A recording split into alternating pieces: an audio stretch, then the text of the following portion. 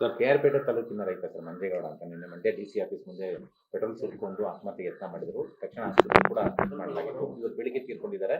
ಚಿಕಿತ್ಸೆ ಫಲಕಾರಿಯಾಗಿದೆ. ಅವರ ಜಮೀನನ್ನ ಅರಣ್ಯ ಇಲಾಖೆ ಸ್ವಾಧೀನ ಮಾಡ್ಕೊಂಡಿದ್ದು, ಪರಿಹಾರ ಕೊಟ್ಟಿಲ್ಲ ಅನ್ನೋದು ಅವರ ಆರೋಪ ಆಗಿತ್ತು ಸರ್. ಸರ್ಕಾರ ಸ್ಪಂದಿಸಿಲ್ಲ. ಸರ್ಕಾರದ ಪರಿಹಾರಗಳ ವಿಳಂಬ, ಕಾಲಕ್ಕೂ ತಕ್ಷಣ ಪರಿಹಾರ ಕೊಡುವಂಥದ್ದನ್ನ ಸರ್ಕಾರಗಳು ಮಾಡಿದರೆ ಇವತ್ತು ಮಂಜೇಗೌಡನ್ನ ಕಳ್ಕೊಳ್ಳುವಂಥದ್ದು ಆಗ್ತಿರ್ಲಿಲ್ಲ. ನೋಡಿ, ನ್ಯಾಯಯುತವಾಗಿ ತನ್ನ ಜಮೀನನ್ನ ಅರಣ್ಯ ಇಲಾಖೆಗೆ ಸ್ವಾಧೀನ ಆಗುವಂಥದ್ದಾಗಿದೆ. ಅದಕ್ಕೆ ಕೊಡಬೇಕಾಗಿರುವಂಥ ಪರಿಹಾರವನ್ನ ಇವತ್ತು ಸರ್ಕಾರ ಕೊಡೋದ ಕಾರಣ ಏನೊಂದು ಬ್ಯಾಂಕ್ರಪ್ಸಿ ಅಥವಾ ಬರ್ಬಾದ್ ಆಗಿರುವಂಥ ಒಂದು ಸರ್ಕಾರ ಹಣವಿಲ್ಲದ ಕಾರಣ ಇವತ್ತು ನಾಗರಿಕರಿಗೆ, ವಿಶೇಷವಾಗಿ ರೈತರಿಗೆ ಅನ್ಯಾಯ ಮಾಡುವಂಥದ್ದು ಆಗ್ತಿದೆ. ಈ ಘಟನೆಗೆ ನೇರವಾಗಿ ನಾನು ಸರ್ಕಾರನೇ ಹೊಣೆ. ಇವತ್ತು ಸರ್ಕಾರನೇ ಅವರು ಪ್ರಾಣ ಕಳ್ಕೊಳ್ಳಿಕ್ಕೆ ಸಂಪೂರ್ಣ ಜವಾಬ್ದಾರಿ ಇವತ್ತು ಈ ಕಾಂಗ್ರೆಸ್ ಸರ್ಕಾರದ ಮೇಲಿದೆ. ಈಗಲಾದರೂ ತಕ್ಷಣ ಸರ್ಕಾರ ಏನು ಈ ಸಂಬಂಧಪಟ್ಟ ವ್ಯಕ್ತಿಗಳು ಯಾರು ವಿಳಂಬವನ್ನು ಮಾಡಿದರೋ ಅವ್ರನ್ನ ತಕ್ಷಣ ಅಮಾನತನ್ನು ಮಾಡಬೇಕು, ಸೇವೆಯಿಂದನೇ ವಜಾ ಮಾಡಬೇಕು.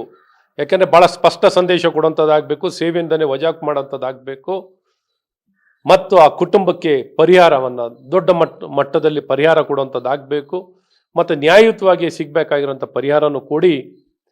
ಈ ಸರ್ಕಾರ ಏನು ಸಂಪೂರ್ಣವಾಗಿ ಪಾಪರ್ಚಿಟಿ ಆಗಿದೆ, ಬರ್ಬಾದ್ ಆಗಿದೆ, ಇಂಥ ಪರಿಸ್ಥಿತಿಯಿಂದ ಸರ್ಕಾರವನ್ನು ಆಚೆ ತರಬೇಕು. ಜನರಿಗೆ ಯಾರ್ಯಾರಿಗೆ ನ್ಯಾಯಯುತವಾಗಿ ಸಲ್ಲಬೇಕಾಗಿರುವಂಥ ಹಣ, ಏನೇ ಪರಿಹಾರಗಳು ಇವತ್ತು ಏನೊಂದು ವಸ್ತಿಯಿಂದ, ಅತಿವೃಷ್ಟಿಯಿಂದ ಸಂಕಷ್ಟದಲ್ಲಿರುವಂಥ ರೈತರಿಗೂ ಹಣ ಕೊಟ್ಟಿಲ್ಲ. ಬೇರೆ ಬೇರೆ ಪರಿಹಾರಗಳನ್ನು ಏನೇನು ಕೊಡಬೇಕಾಗಿದೆಯೋ ಆ ಯಾವ ಪರಿಹಾರನ ಕೊಡದೆ ಇವತ್ತು ರೈತರೆಲ್ಲ ಬೀದಿಗೆ ಬರುವಂಥದ್ದಾಗಿದೆ. ಇವತ್ತು ನೋಡಿ, ಮಂಜೇಗೌಡರು DC ಕಚೇರಿ ಮುಂದೆನೇ ಇವತ್ತು ನಿರ್ಲಕ್ಷ್ಯದಿಂದ ಇವತ್ತು ಅಧಿಕಾರಿಗಳ ನಿರ್ಲಕ್ಷ್ಯದಿಂದ ಇವತ್ತು ಪ್ರಾಣ ಕಳ್ಕೊಳ್ಳುವಂಥದ್ದಾಗಿದೆ. ಯಾವ ಪರಿಸ್ಥಿತಿಯಲ್ಲಿ ಇವತ್ತು ಸರ್ಕಾರ ಇದೆ, ವ್ಯವಸ್ಥೆಗಳಿದೆ, ಸೂಕ್ಷ್ಮತೆಯನ್ನು ಕಳ್ಕೊಂಡು ಜನ ನ್ಯಾಯ ಪಡ್ಕೊಳ್ಳೋಕ್ಕೆ ಇವತ್ತು ಸರ್ಕಾರದ ಅಧಿಕಾರಿಗಳು ಆತ್ಮಹತ್ಯೆ ಮಾಡ್ಕೋಬೇಕು, ರೈತರು ಆತ್ಮಹತ್ಯೆ ಮಾಡ್ಕೋಬೇಕು. ಏನೊಂದು ಪೆಟ್ರೋಲನ್ನು, ಸೀಮೆಣ್ಣೆಯನ್ನು ಸುರ್ಕೊಂಡು ಇವತ್ತು ತಮ್ಮ ಪ್ರಾಣ ಕೊಡುವಂಥದ್ದು, ನ್ಯಾಯಕ್ಕೋಸ್ಕರ ಪ್ರಾಣ ಕೊಡುವಂಥ ಪರಿಸ್ಥಿತಿ ನಿರ್ಮಾಣ ಆಗಿರುವಂಥದ್ದು ಈ ಕುರುಡು ಸರ್ಕಾರ ಅಥವಾ ಯಾವೊಂದು ಸೂಕ್ಷ್ಮತೆ ಇಲ್ಲದೆ ಬಂಡ ಸರ್ಕಾರವಾಗಿ ಕಾರ್ಯನಿರ್ವಹಿಸಿರೋದು ನಿಜಕ್ಕೂ ಖಂಡನೀಯ. ಮುಖ್ಯಮಂತ್ರಿಗಳಿಗೆ ಏನಾದ್ರು ಆತ್ಮಸಾಕ್ಷಿ ಇದ್ರೆ ರಾಜೀನಾಮೆ ಕೊಡಬೇಕು ಅಂತ ಒತ್ತಾಯವನ್ನು ಮಾಡ್ತೀವಿ. ಪರಿಹಾರವನ್ನೇ ಕೊಡೋದಕ್ಕೆ ಸರ್ಕಾರ ಹತ್ರ ದುಡ್ಡಿಲ್ಲ. ಟನಲ್ ರೋಡನ್ನು 18,000 ಕೋಟಿ ವೆಚ್ಚದಲ್ಲಿ ಮಾಡ್ತೀವಿ, ದೇವರೇ ಬಂದು ನಿಲ್ಲಿಸ್ಬೇಕು.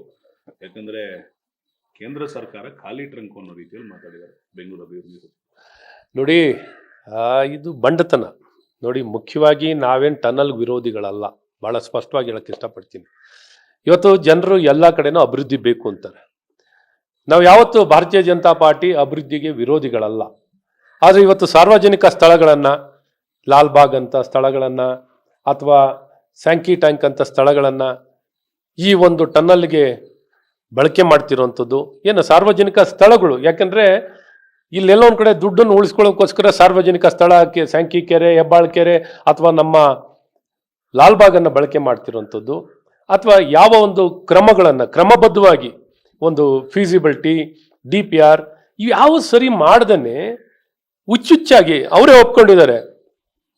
ಮುಖ್ಯಮಂತ್ರಿಗಳು, ಉಪಮುಖ್ಯಮಂತ್ರಿಗಳು ನಾವು ಟೆಕ್ನಿಕಲ್ ಪರ್ಸನ್ ಅಲ್ಲ ಅಂತ.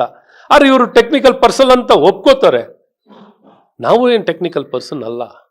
ಆದರೆ ಇವತ್ತು ಸರ್ಕಾರದ ಜನರ ದುಡ್ಡು, ನೀವು ಹೇಳಿದಾಗೆ ಜನರ ದುಡ್ಡು, ನಮ್ಗೆ ಹಣ ಒಂದೊಂದು ರೂಪಾಯಿನೂ ಅಮೂಲ್ಯವಾಗಿದೆ. ಏನೇ ಖರ್ಚು ಮಾಡಿದ್ರು ಜವಾಬ್ದಾರಿಯುತವಾಗಿ ಖರ್ಚು ಮಾಡಬೇಕು ಅಂತ. ಇವತ್ತು ಮನ ಬಂದಂತೆ ಖರ್ಚು ಮಾಡೋಂಥದ್ದು ಆಗಬಾರ್ದು. ಜವಾಬ್ದಾರಿಯುತವಾಗಿ ಖರ್ಚು ಮಾಡಿ. ಅಭಿವೃದ್ಧಿ ಯಾವಾಗಲೂ ಭಾರತೀಯ ಜನತಾ ಪಾರ್ಟಿ ನಾವು ಮೊದಲಿಂದನೂ ಹೇಳಿದ್ದೀವಿ, ಭಾಳ ಸ್ಪಷ್ಟವಾಗಿ ನಮ್ಮ ಪಕ್ಷದ ನಿಲುವು ಅಭಿವೃದ್ಧಿಯ ಪರವಾಗಿರ್ತೀವಿ, ಅಭಿವೃದ್ಧಿ ವಿರೋಧಿಗಳಲ್ಲ ಅನ್ನೋಂಥದ್ದನ್ನ ಭಾಳ ಸ್ಪಷ್ಟವಾಗಿ. ಯಾಕೆಂದರೆ ನಮ್ಮ ನಾಡಿನ ಜನರು ಭಾರತೀಯ ಜನತಾ ಪಾರ್ಟಿ ಅಭಿವೃದ್ಧಿಯಲ್ಲಿ ನಂಬಿಕೆ ಇದೆ ಅನ್ನುವಂಥದ್ದು ಭಾಳ. ಆದರೆ ಇಲ್ಲಿ ಕಾಂಗ್ರೆಸ್ ಅವರು ಮನ ಬಂದಂತೆ ಅಧಿಕಾರ ದುರ್ಬಳಕೆಯನ್ನು ಮಾಡಿಕೊಂಡು ಈ ಯೋಜನೆಗಳನ್ನು ಮಾಡ್ತಿರುವಂಥದ್ದು ತಪ್ಪು. ತಪ್ಪು.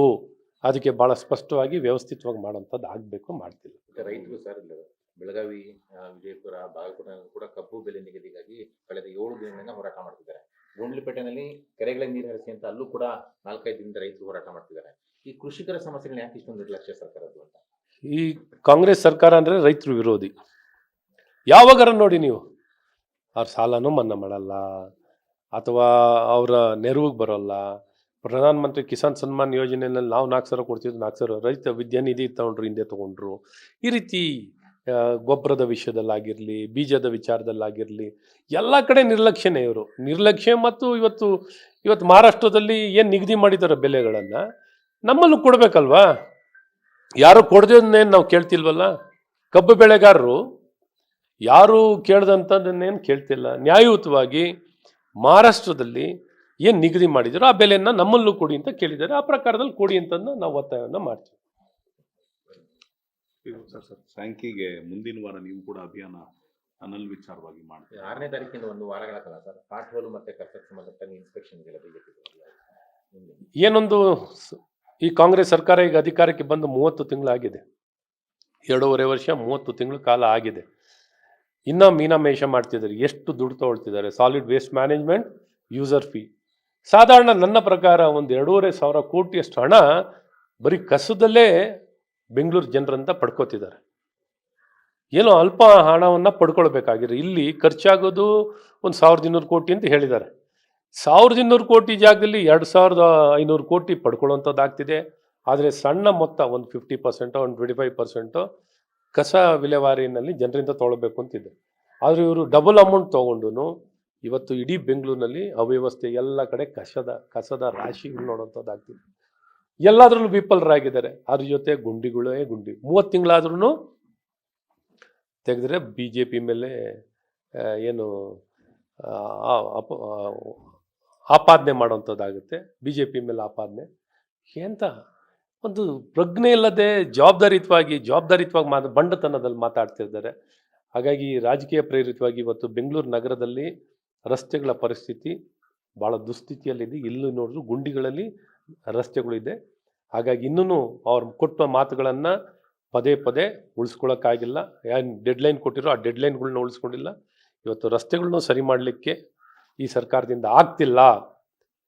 ಸರ್ಕಾರಗಳ ಒಂದು ರಸ್ತೆಗಳ ನಿರ್ವಹಣೆ ಮಾಡಲಿಕ್ಕೆ ಇವ್ರ ಹತ್ರ ಯೋಗ್ಯತೆ ಇಲ್ಲದ ರೀತಿಯಲ್ಲಿ ಇವರಿಗೆ ಅದನ್ನು ಸರಿಪಡಿಸುವಂಥ ಯೋಗ್ಯತೆಯೂ ಇಲ್ಲದ ಕಾರಣ ಕಸ ನಿರ್ವಹಣೆಯಲ್ಲೂ ಇವ್ರ ಕೈನಲ್ಲಿ ನಿರ್ವಹಣೆ ಮಾಡಲಿಕ್ಕೆ ಆಗ್ತಿಲ್ಲ. ಸಂಪೂರ್ಣವಾಗಿ ವಿಫಲ ಆಗಿದೆ. ಹಾಗಾಗಿ ಇದನ್ನು ಎದ್ದು ಕಾಣಿಸೋಕ್ಕೆ ತೋರಿಸ್ಬೇಕಲ್ಲ ಇವರಿಗೆ.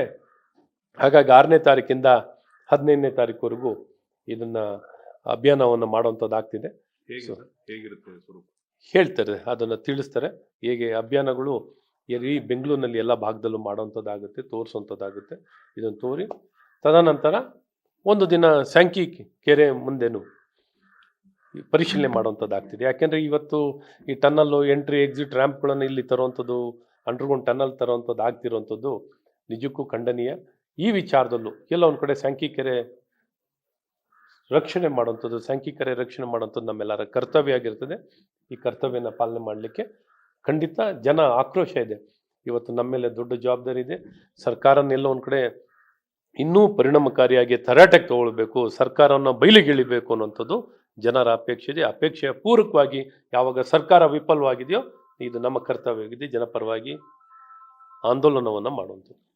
ಅಧಿವೇಶನ ಹೊತ್ತಿಗೆ ಸಿಎಂ ಆಗಿ ನಮ್ಗೆ ಈ ಮಾಹಿತಿಗಳು ಇರಲ್ವೇ? ನಮ್ಗೆ ಯಾವುದು ಮಾಹಿತಿಗಳಿರಲ್ಲ. ಅದು ಕಾಂಗ್ರೆಸ್ ಪಕ್ಷಕ್ಕೆ ಬಿಟ್ಟಂಥ ವಿಚಾರ. ಇದು ನಮ್ಮ ವಿಚಾರ ಏನಿಲ್ಲ.